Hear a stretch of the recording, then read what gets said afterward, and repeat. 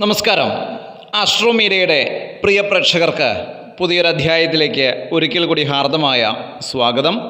ഞാൻ ജ്യോത്സ്യൻ പ്രമോദ് പണിക്കർ പെരിങ്ങോട്. ഇന്ന് നമ്മൾ ചർച്ച ചെയ്യുന്നത് മനുഷ്യന്മാരെ സംബന്ധിച്ച് വളരെ പ്രാധാന്യം അർഹിക്കുന്ന ഒരു വിഷയമാണ്. പ്രശ്നചിന്തയ്ക്ക് വേണ്ടിയിട്ട് പലതരം ബുദ്ധിമുട്ടുകളായിട്ട് ആൾക്കാർ വരാറുണ്ട്.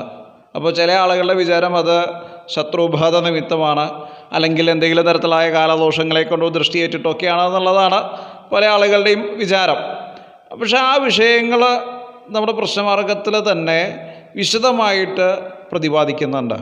ഈ പറയുന്ന ലക്ഷണങ്ങളിൽ എന്തെങ്കിലും ഉണ്ടെങ്കിൽ വളരെയധികം ശ്രദ്ധിക്കേണ്ടിയിരിക്കുന്നു. ഒന്ന്, അതികഠിനമായിട്ടുള്ള കിതപ്പ്. രണ്ടാമത്, നമുക്ക് ഈ മലിനപ്പെട്ടിട്ടുള്ള ശരീരത്തോട് കൂടിയിട്ട് കുളിക്കാൻ തോന്നുന്നില്ല, നനയ്ക്കാൻ തോന്നുന്നില്ല, മലിനമായ വസ്ത്രം ധരിച്ച് നടക്കുന്ന ചില സാഹചര്യങ്ങൾ, അതൊക്കെ ഇങ്ങനെ കണ്ടിന്യൂസ് ആയിട്ട് വരുന്നുണ്ടെങ്കിൽ ശ്രദ്ധിക്കണം കേട്ടോ. അപ്പോൾ ഒന്ന്, കിതപ്പുണ്ടാവണത്. രണ്ട്, മാലിന്യമായ ശരീരത്തോട് കൂടിയിട്ട് നടക്കുന്നത്. ഒരു മുഷ്ടിലുണ്ടാവണതെന്ന് സാരം. മൂന്നാമതായിട്ട് നിദ്ര, ഉറക്കം വരുന്നത്.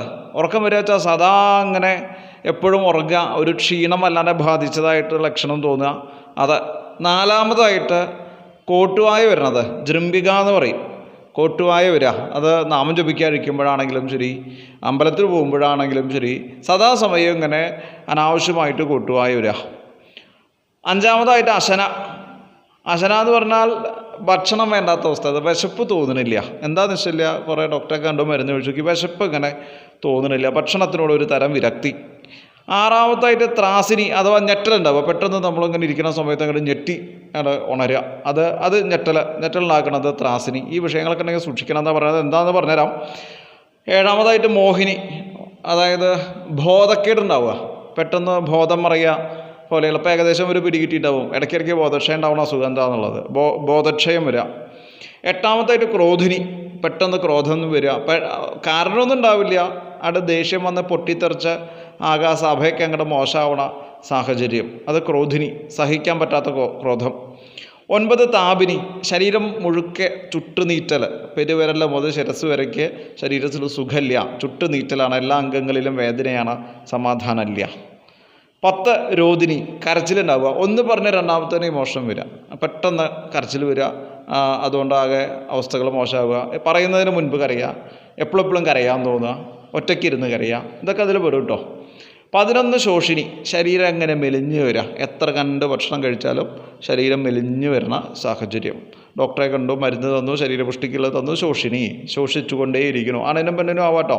12, ധ്വംസിനി, അതായത് ശരീരത്തെ മുഴുക്കെ നശിപ്പിക്കണത്, അതായത് പലതരത്തിലായ വിരുദ്ധാഹാരങ്ങളെ കൊണ്ടും ലഹരി ഉപയോഗങ്ങളെ കൊണ്ടൊക്കെ ശരീരം നശിച്ചു പോകുന്ന സാഹചര്യം. രോഗങ്ങളില്ലെങ്കിലും ശരീരത്തിന് പലതരത്തിലുള്ളതായ രോഗങ്ങളുള്ളതുപോലെ അനുഭവപ്പെടും, ഇതൊക്കെ ധ്വംസിനി. അപ്പോൾ ഈ പറഞ്ഞ പേരുകളൊക്കെ എന്താ? അപ്പോൾ ഈ 12 പേരുകൾ പറഞ്ഞു. ഇതെന്താണെന്നറിയോ?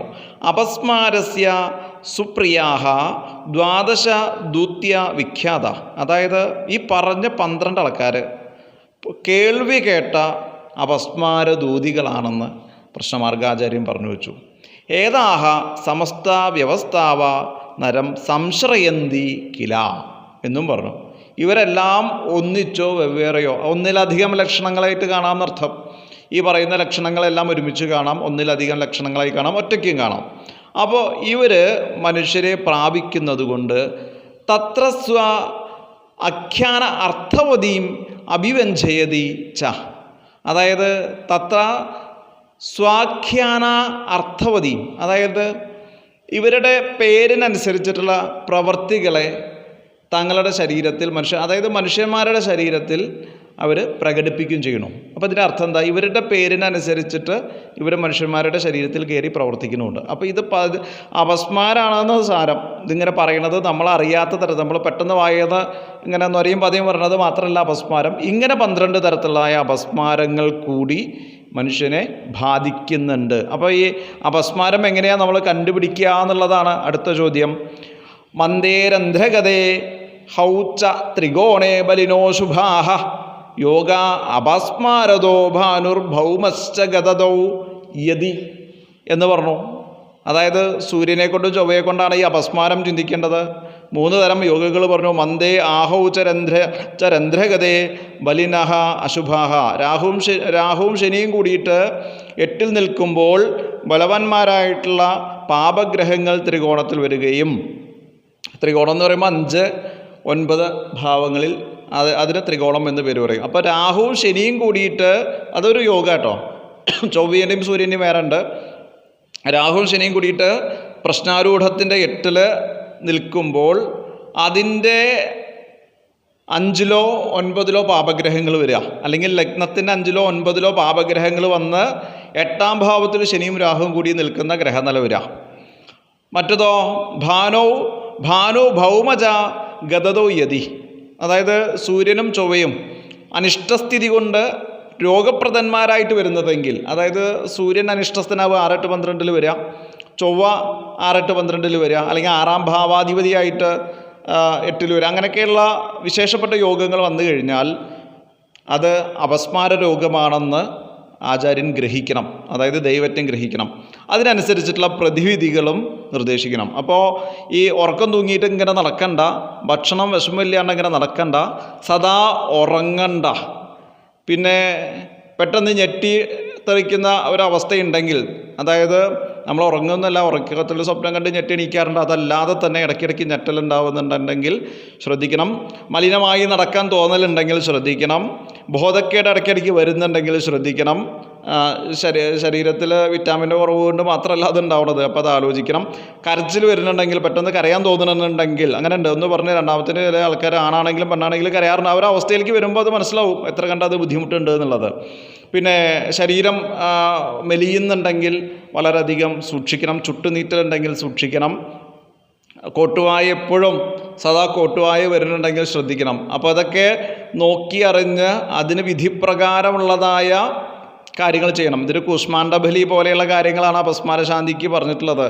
ആദ്യം കുഷ്മാണ്ഡബലി ചെയ്യണം എന്നാണ് പറഞ്ഞിട്ടുള്ളത്. പിന്നെ സുദർശന മന്ത്രം കൊണ്ട് അല്ലെങ്കിൽ ക്രോധാഗ്നി മന്ത്രം കൊണ്ട് അപസ്മാരശാന്തിക്ക് വേണ്ടിയിട്ട് എള്ളുകൊണ്ട് ഹോമം നടത്താം, സുദർശന ഹോമം നടത്താം. ക്രോധാഗ്നി മന്ത്രം കൊണ്ട് സുദർശന ഹോമം നടത്താം. അങ്ങനെയും ചെയ്യാം. അതായത് സുദർശന ഹോമം നടത്തി അതിൽ ക്രോധാഗ്നി മന്ത്രം കൊണ്ട് ജപിക്കുക, എള്ള് ജപിക്കുക, അതൊക്കെ ഇതിന് പരിഹാരമാണ്. പിന്നെ അതിന് കൃത്യമായിട്ടുള്ള രീതിയിൽ നെയ്യ് കാച്ചാനൊക്കെ ആചാര്യന്മാർ വിധിക്കുന്നുണ്ട്. ആ നെയ്യ് സന്ധികളിൽ തേക്കുക, കഴിക്കുക, നസ്യം ചെയ്യുക, അങ്ങനെയൊക്കെ ചെയ്ത് കഴിഞ്ഞാൽ അത് ഒരു വൈദ്യശാസ്ത്രജ്ഞൻ്റെ ഒരു സഹായം കൂടി ഉണ്ടെങ്കിലേ ഈ ഒരു ക്രിയ നമുക്ക് പൂർത്തിയായിട്ട് ചെയ്യാൻ പറ്റുള്ളൂ. മനസ്സിലായിട്ടുണ്ടോ? അപ്പോൾ ഇത്തരം കാര്യങ്ങൾ നിസ്സാരമായി തള്ളാതെ, ഇത് കുട്ടികളിലടക്കം ഒരുപാട് കണ്ടിട്ടുണ്ട്. അപ്പോൾ ഇന്നൊരു കേസ് അങ്ങനെ വന്നത് കൊണ്ടാണ് അപ്പോൾ നിങ്ങളോടൊക്കെ പറയണത്. മനസ്സിലായിട്ടുണ്ടോ? അപ്പോൾ അത്തരം കാര്യങ്ങൾ മനുഷ്യന്മാരിൽ ബാധിക്കുന്നുണ്ട്. അത് കേവലം രോഗം മാത്രമല്ല, ഡോക്ടറെ കണ്ട് ചികിത്സിച്ച് മാത്രം അതുകൊണ്ട് ഭേദപ്പെടില്ല. അതിൽ ഇത്തരം കാര്യങ്ങളുണ്ടോ എന്നുള്ളത് കൂടി ഒന്ന് പരിശോധിക്കുക. പരിശോധിച്ചിട്ടില്ലെങ്കിൽ പോട്ടെ, ഡോക്ടറെ മരുന്ന് കഴിച്ചാൽ മതി. അപ്പോൾ ഇത് വളരെ ശ്രദ്ധിക്കേണ്ട വിഷയമാണ്. ഇത് നമ്മുടെ പ്രശ്നമാർഗ്ഗം എന്ന ഗ്രന്ഥത്തിൽ കൃത്യമായിട്ട് രേഖപ്പെടുത്തിയിട്ടുണ്ട് ഈ വക കാര്യങ്ങളൊക്കെ. അപ്പോൾ ആചാര്യൻ ഇതൊക്കെ ശ്രദ്ധിച്ചത് കൊണ്ടാവണം സമൂഹത്തിനോടത് പറഞ്ഞിട്ടുണ്ടാവുക. അപ്പോൾ അത് അറിയാത്ത ആളുകൾക്ക് വേണ്ടിയിട്ടാണ് നമ്മളെന്ത് ചെയ്യണത്, ഇത് പറഞ്ഞു തരുന്നത്. മനസ്സിലായിണ്ടോ? അപ്പോൾ എല്ലാവരും ശ്രദ്ധിക്കുക. അപ്പോൾ അടുത്ത എപ്പിസോഡിൽ മറ്റൊരു വിഷയവുമായി വീണ്ടും കേട്ടുമുട്ടാം. നിങ്ങളുടെ അഭിപ്രായങ്ങളൊക്കെ എഴുതി അറിയിക്കുക. വീഡിയോ എല്ലാവർക്കും ഷെയർ ചെയ്യുക, ലൈക്ക് ചെയ്യുക. ആസ്ട്രോമീഡിയ സപ്പോർട്ട് ചെയ്യുന്ന എല്ലാവരും ഒന്ന് ലൈക്ക് ചെയ്തിട്ട് ഇതൊക്കെ കാണാം. പിന്നെ ഇതൊക്കെ ഇൻഫർമേറ്റീവാണ്, വളരെ ഇൻഫർമേറ്റീവ് ആയിട്ടുള്ള കാര്യങ്ങളാണ്. അപ്പോൾ ഇതെല്ലാം സൂക്ഷിച്ച് വെക്കാനും മറ്റുള്ളവരിലേക്കൊക്കെ എത്തിക്കാൻ പരമാവധി ശ്രമിക്കുക. അപ്പോൾ അടുത്ത എപ്പിസോഡിൽ നമുക്ക് വീണ്ടും കേട്ടുമുട്ടാം. അതുവരെയ്ക്ക് എല്ലാവർക്കും ഒരിക്കൽ കൂടി നന്ദി, നമസ്കാരം, ശുഭദിനം.